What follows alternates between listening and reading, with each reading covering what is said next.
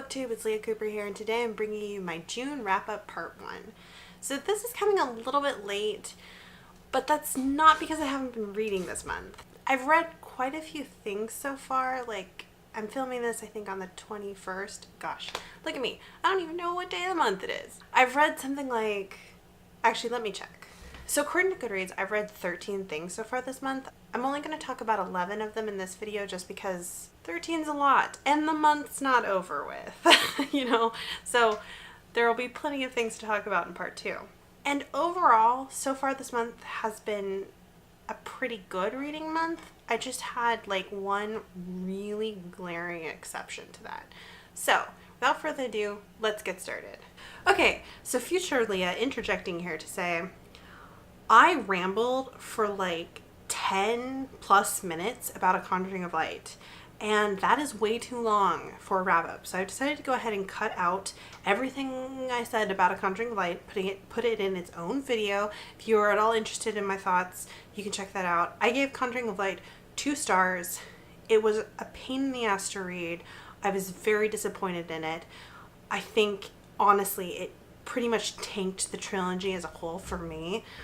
But like I said, if you want to hear my reasons for that, you can check out that video. It will contain some spoilers, because it's a trilogy and I'm talking about specific mechanical structural things that just are sloppy and don't work. That was the first thing I read in June. Let's just call it done.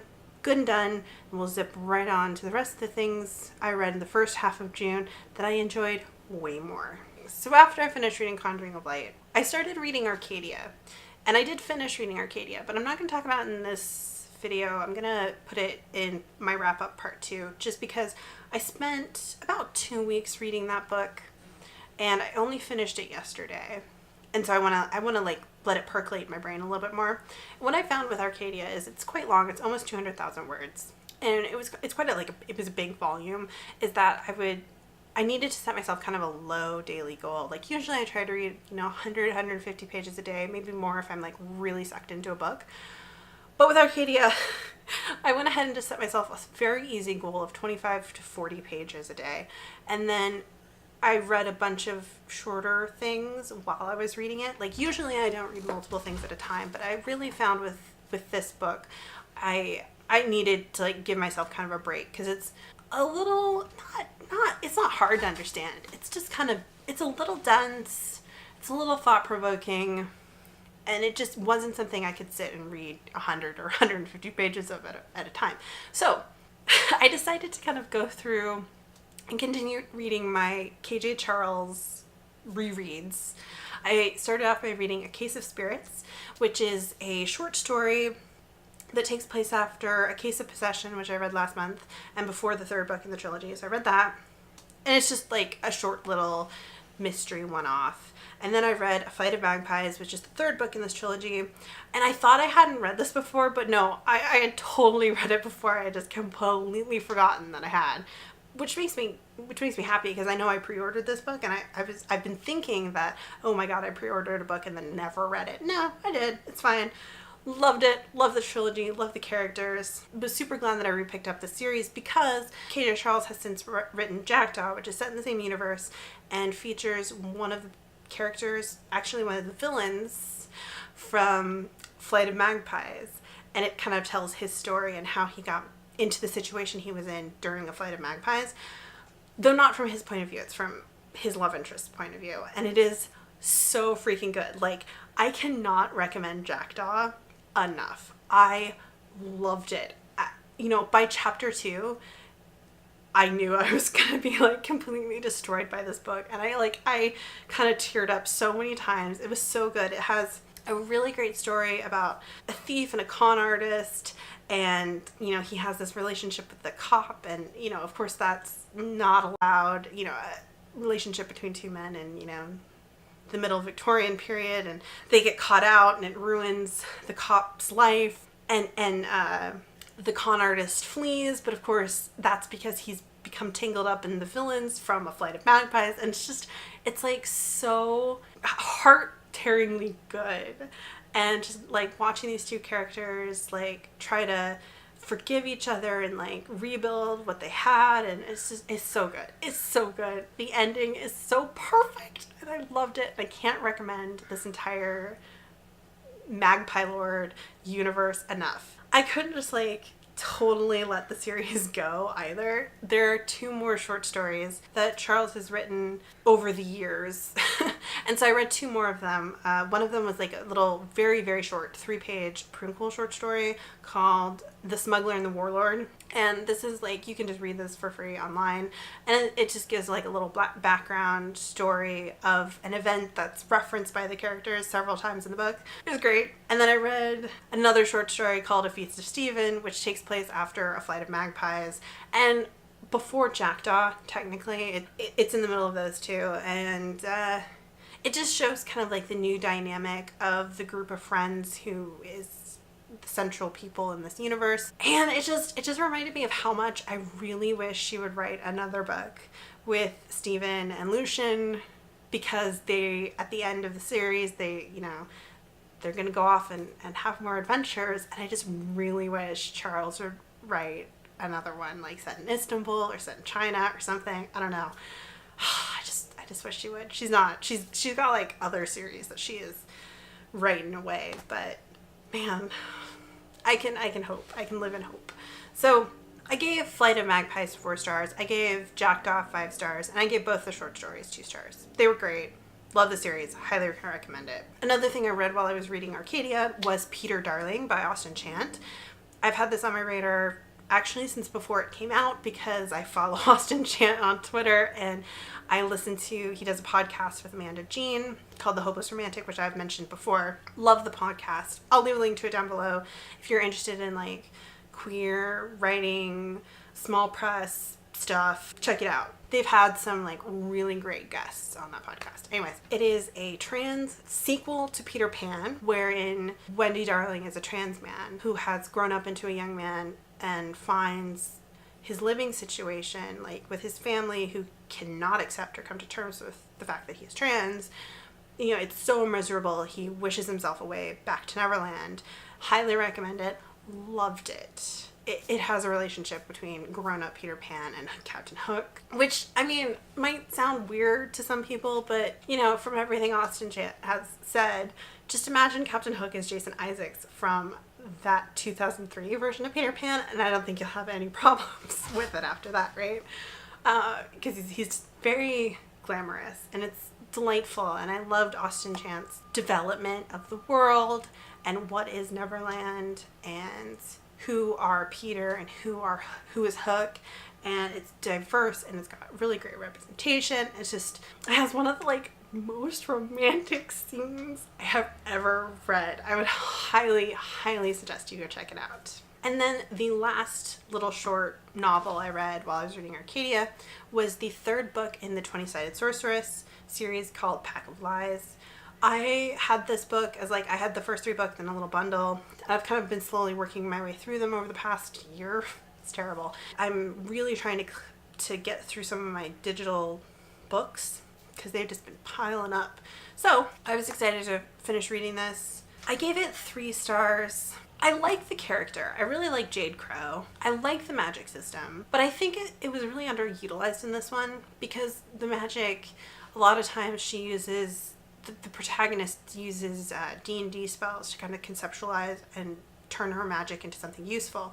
And I think that's really interesting, but like there's so much further the author could take that concept, and she just doesn't. She keeps it kind of vague and nebulous instead of like really using specific spells and specific spell outcomes, and like there's so much technical stuff in D&D spells that she could use to give the magic more structure that I think would be really cool. She just doesn't push it quite far enough for me. There was a lot of exposition in the beginning of this one. I mean, I know it's the 3rd book in the series, but it just seemed like there was like, we were still doing exposition and we were a quarter of the way through the book, like recapping exposition. It was a little bit of a slow beginning. I will say I had no interest in continuing the series, really. I was reading them because I owned them. The final scene in this 3rd book was so good and left so many open cliffhangery questions. it was so intriguing because it gave us a glimpse into the bigger plot that's going on that now I kind of want to keep reading them. Recently, I know Annie Belay, well, recently, I mean, within the last 8 months, Annie Belay got a deal to put the books out in paperback omnibus editions. So I might see if my library has the second omnibus, which would be books 4 through 6.